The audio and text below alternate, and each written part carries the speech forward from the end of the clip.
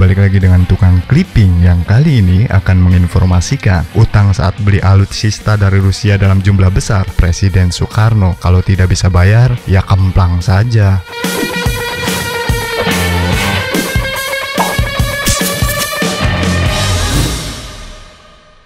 Sejak beberapa tahun lalu, hangat diperbincangkan tentang upaya pemerintah membeli jet tempur Su-35 dari Rusia. Jumlah yang ingin dibeli Indonesia adalah 11 jet tempur. Dalam pembelian tersebut dilakukan dengan imbal dagang bahan sembako seperti kopi, minyak sawit, dan lainnya. Sangat menarik mengingat anggaran dana berupa uang sangat terbatas.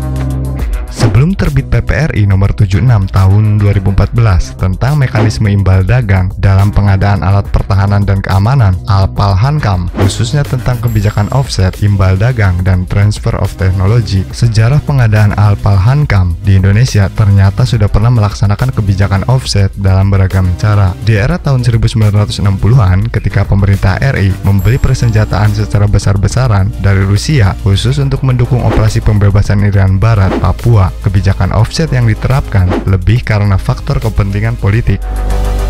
Rusia yang merupakan motor negara-negara blok timur ingin mempengaruhi RI untuk menjadi negara berideologi komunis dan mendukung konfrontasi terhadap penguasa Irian Barat saat itu, Belanda, yang juga merupakan sekutu AS blok barat. Sebaliknya, pemerintah RI ingin secepatnya memiliki alutsista dalam jumlah besar demi melancarkan operasi Jaya Wijaya. Sebelum dilanjutkan, jangan lupa tekan tombol subscribe di channel Tukang Clipping.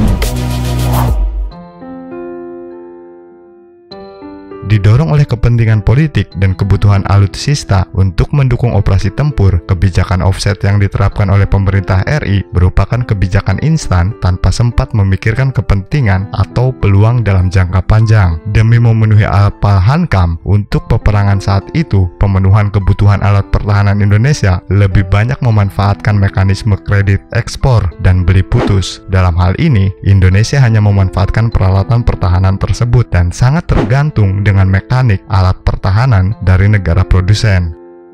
Sedikit sekali adanya mekanisme alih teknologi atau pengembangan bersama, baik dengan industri pertahanan negara produsen maupun perusahaan strategis lainnya. Namun, jika dilihat sejarahnya, Indonesia justru merupakan salah satu pelopor dari pemanfaatan mekanisme offset untuk pengadaan alat pertahanan, karena telah melakukan modernisasi alat-alat pertahanan dari Uni Soviet untuk mengganti peralatan perang peninggalan Belanda dari era kolonialisme. Misalnya, salah satu kebijakan offset yang dilaksanakan Indonesia terhadap Rusia adalah pengiriman SDM untuk pelatihan operasional menggunakan beragam alutsista di Rusia.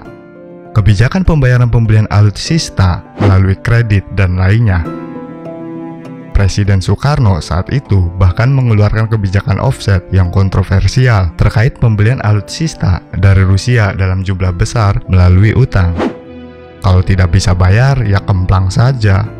Pada prinsipnya, kebijakan offset demi pemenuhan kebutuhan alat pertahanan Indonesia pada era 1960-an lebih banyak memanfaatkan mekanisme kredit ekspor dan beli putus. Dalam hal ini, Indonesia hanya memanfaatkan peralatan pertahanan tersebut dan sangat tergantung dengan para mekanik alat pertahanan negara produsen. Meski secara realitas, alih teknologi yang diharapkan oleh Indonesia untuk membangun industri pertahanannya tidak sesuai harapan. Mengingat pemerintah RI di bawah pimpinan Soekarno berhenti dan diganti Orde Baru yang dalam pengadaan Al-Palhankam lebih memilih membeli alutsista dari negara-negara blok barat. Tapi dari sisi pembelajaran, untuk menerapkan kebijakan offset, pengalaman pemerintah RI makin diperkaya karena setelah mendalami kebijakan offset versi blok timur, pemerintah juga bisa mendalami kebijakan offset versi negara blok barat. Dari sejak pemerintah Orde Baru berkuasa hingga tahun 2004, pemasok persenjataan bagi pemenuhan pertahanan sangat bervariasi. Tercatat 173 jenis sistem persenjataan yang bersumber dari 17 negara produsen. Kebijakan offset yang ditawarkan dari masing-masing negara pun berbeda berdasarkan keragaman offset dari masing-masing negara itu. Pengalaman dan pengetahuan kebijakan serta mekanisme offset pemerintah RI seharusnya makin matang. Tapi karena alutsista yang dibeli dari luar negeri kebanyakan mengedepankan prinsip membeli putus tanpa ada alih teknologi, sebagaimana yang ditegaskan dalam mekanisme offset di era terkini, upaya untuk mencapai kebijakan offset demi kemandirian alutsista masih belum optimal. Adanya kesempatan bahwa Rusia mau menerima imbal beli berupa barter bahan pangan dari Indonesia untuk membayar Su-35 merupakan kesempatan sangat menarik. Apalagi selain mau barter dengan bahan pangan, Rusia juga masih bersedia melakukan TOT Su-35 kepada Indonesia, sehingga pihak pemerintah RI bisa mendapatkan imbal dagang secara ganda. Demikianlah berai utang saat beli alutsista dari Rusia dalam jumlah besar Presiden Soekarno. Kalau tidak bisa bayar, ya kemplang saja.